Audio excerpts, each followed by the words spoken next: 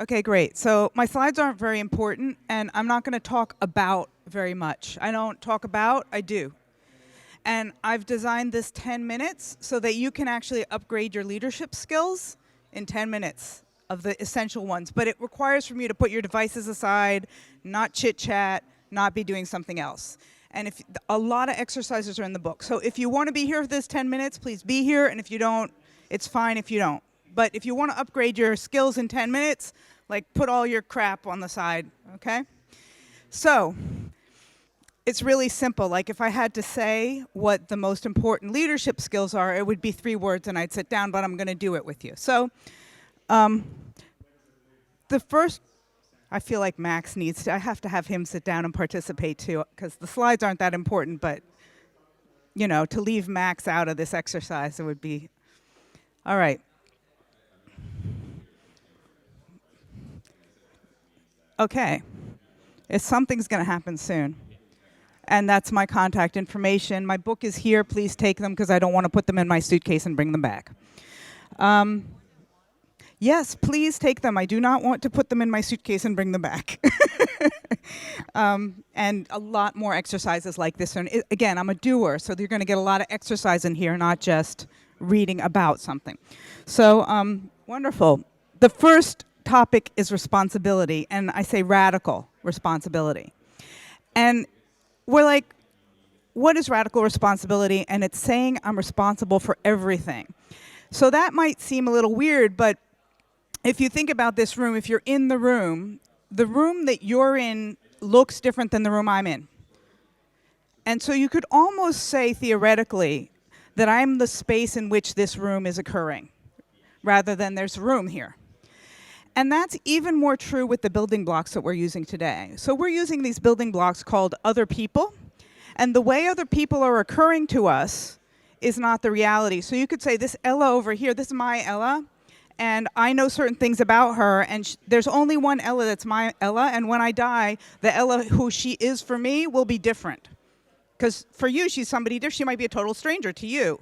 And she might be your best friend. So we each have an individual thing. And how that works. And so inside of responsibility, we want to take responsibility for how we see others and how they see us. So when I first came into this space, we were all introducing ourselves in a circle, and Vlad Zamfir introduced himself, and I didn't hear his name, and I said, excuse me, could you tell me your name? And immediately, everybody knew I was a noob, okay, right? Like, I created who I was for everybody. Some people thought I was an idiot. Some people thought, oh, wow, I didn't hear his name either. And so already there were several graces in the room. Everybody had a new concept of who I was. Now, if I can take responsibility and be like, oh, yeah, that might have been a faux pas, then I can take responsibility for how I create myself. And then next time I see him, I could apologize, or I could say, listen, I really am a noob, whatever it is. But the other thing is how the results we're getting from other people are in relation to how we go up to them. So if I know, I've never met you, but if I know you're a jerk and I've thought you're a jerk, just you're a jerk, both of you. Anyway, and you come into my room or where I'm working in something and you say, how you doing? I'm gonna be like, I'm kind of busy. And then you won't invite me to your party. And then I'll think those jerks didn't invite me to their party. So I'm actually creating your reaction to me by already, and so if there's anybody, the first exercise you're going to do in your heads, because it's a really short thing, is think of somebody where you're not getting the results that you want. Felipe, the rules were be present if you're going to be here. You don't have to be here, but sorry. But look, this is radical responsibility, right? I'm standing here and I want to be responsible for who I'm talking to and not just be up here a victim of what's going on. And we've seen a lot of presentations where people are just being a victim of what's going on, and it's a pretty small space. It's not that hard to take responsibility. I mean, it takes courage. Like, he's my friend, now he's going to be pissed at me. But again, it takes courage, which is our next slide. So the first exercise is really think of someone you're not getting the result from that you want.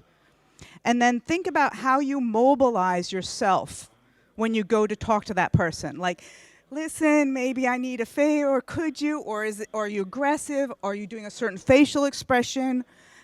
So think of really a specific person and how you mobilize yourself to get usually that exact reaction you don't want to get. Like, I know this is going to happen, and I mobilize myself, and that actually causes it. So that's the first exercise around responsibility. Oh, I don't know how to use a Mac or anything. Okay, so to move the next slide. Oh, great. I'm going to take a second so you can like read that and not be not listening to me. Honesty and courage, and I put them together because it's about honesty, really. But to be honest, you need courage. So how many of you have ever been in this situation where there was a vote and it was going to be public? Either your ETH address was or your MetaMask was going to be shown, or you had to raise your hand, and everybody was going to know how you voted. And you voted not with your conviction, but with your friend or somebody in power. How many of you ever done that? Okay? So anybody out without their hands up, you're already liars, okay? So it takes some courage, right, to admit, I do that. I've done that. Everybody's done that. It might have been in high school, but we did it, okay? When that's happening inside a DAO, we're creating centralization because that guy's more popular, and there's always somebody who's better at that. It's usually the person who's less honest. Like, the person who's most honest usually isn't the most popular because they're going to disagree with people a lot of the time, because we all do, and the more honest you are, the more you're going to, again, in an environment where that's not appreciated, you're going to end up in conflicts instead of interesting discussions. You could just think of disagreement as, oh, wow, an opportunity for interesting discussion. So as soon as you start voting with your friendship and not your conviction, you're creating centralization. So next thing, who's ever done this? You've been in a group conversation with a bunch of people. It could be online, it could be a chat, it could be physical. And somebody said something that you're like, you disagree with, something important, like not like they misquoted Shakespeare, but like something important to the group, or maybe they said something sexist, and you said nothing. And then a few minutes later, somebody else spoke up about it. And after the meeting, you go, good for you. How many of you have ever done that? Good for you, like something that you knew you should have spoken up for, right? Right? Almost everybody has done that. I think probably everybody's done that. We might not want to admit it, right? When you do that, you're creating a weaker organization. Not the good for you part, but when you didn't speak up, you're creating an organization that's not seeing multiple perspectives. You're also creating a bit of a scapegoat in the guy who always speaks up, okay? So you're creating, again, that less popular person who's the most honest person in the group, and you're creating a lack of perspective in your DAO. And it takes a lot of courage to be that guy who speaks up. Like, even here, when we all knew we all had done it, we were all like, everybody's hand went up like this. Like, I don't really want to be that honest, even in this space where we all just admitted the same thing. I can't even like go like this, right? I mean, unless some of you have joint problems. Honesty really does take courage. And I did that exercise on purpose so you can already see you do it. You automatically do this to see if everybody else is raising their hand or not. I timed it. I'm not going to go over. So I have a quote that I could end with, or that I just wrote. And I cannot give this out. It's from Landmark Worldwide. I do recommend their programs. And it's about responsibility. Responsibility. Oh, I can't see with those glasses. Sorry. Responsibility starts with a willingness to be cause in the matter, whether experienced at the time or not, and ends up as being cause in the matter. Ultimately, it is a context from which one chooses to live. Responsibility is not burden, fault, praise, blame, credit, shame, or guilt. Responsibility is not, I'm responsible for my part, or I have to get to where I can be responsible for it. In responsibility, there's no evaluation of good or bad, right or wrong. There is simply what's so, and your stand. Being responsible is dealing with a situation from the view that you are the generator of what you do, what you have, and who you are. That's not the truth. it's a place to come from. No one can make you responsible, nor can you impose responsibility on another.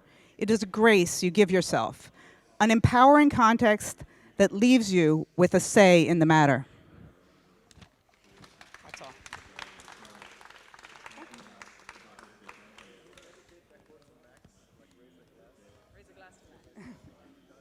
Yeah. So thanks. Oh, you have a question? Oh, yeah. Do you want to, let's do some questions.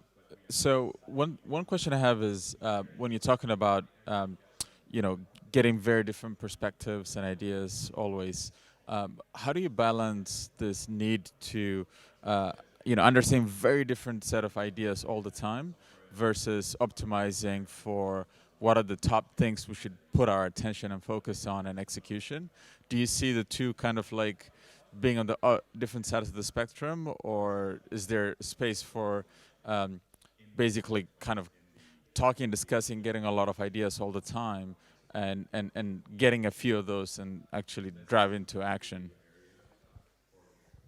So I think there's obviously a place and time for everything, and some of it also has to do with how we operate. One of the things that we haven't done very well in our community is problem definition. So if you start around a problem definition, then there really has to be all perspectives, and then there's also a question of inclusion. So who's going to be affected by that, and then their perspective. So I think that there may not be room for everybody to always talk.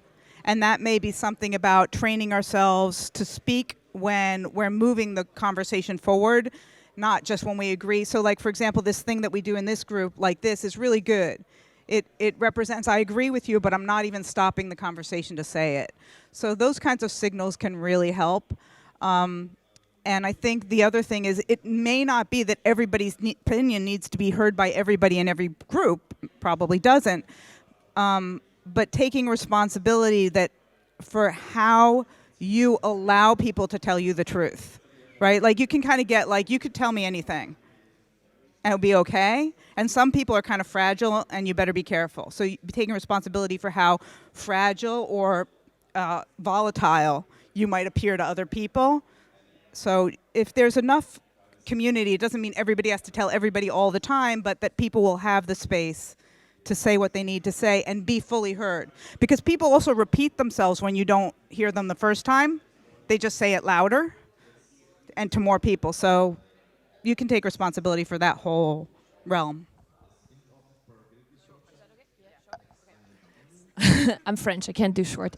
No, it's very interesting what you say about people not wanting to ask questions, and I think particularly in the blockchain space where everybody is very technical, and when you're not, you always have this thing where some people overcomplicate things, right? And then we never have the layman's terms explanation or definition of problems and subjects that we're talking about. And I'm wondering if you've seen tools or situations where this was, enabled. Because for me, it's also like one problem that we have for like mainstream adoption is that nobody understands overcomplicated things, and I'm wondering if you've seen, solutions. Yeah, we do work on that. My co-leader who I usually bring, there's a few of us, but there's one co-leader I bring and he's an actor. He doesn't know any of this stuff, and I brought him into a security company. And it was really helpful because there were lawyers and finance people in there. And they had the whole company of 35 people there.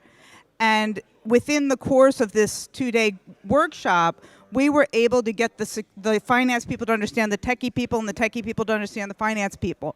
But some of it has to do with, even in your speaking, so sorry I'm going to use you spoke, but you're like, we never get an explanation of this. You use that phrase. And nobody understands complicated matters. That's in your way of you're receiving something. You're receiving information inside a paradigm that nobody understands complex matters, and we never get a good explanation for us non-techies.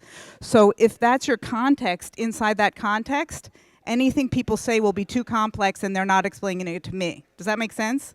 So, right, you're already mobilizing yourself. You're mobilizing yourself to turn off your brain when they start talking. Okay. That's super interesting. All right. Thank you so much, Grace. Cool.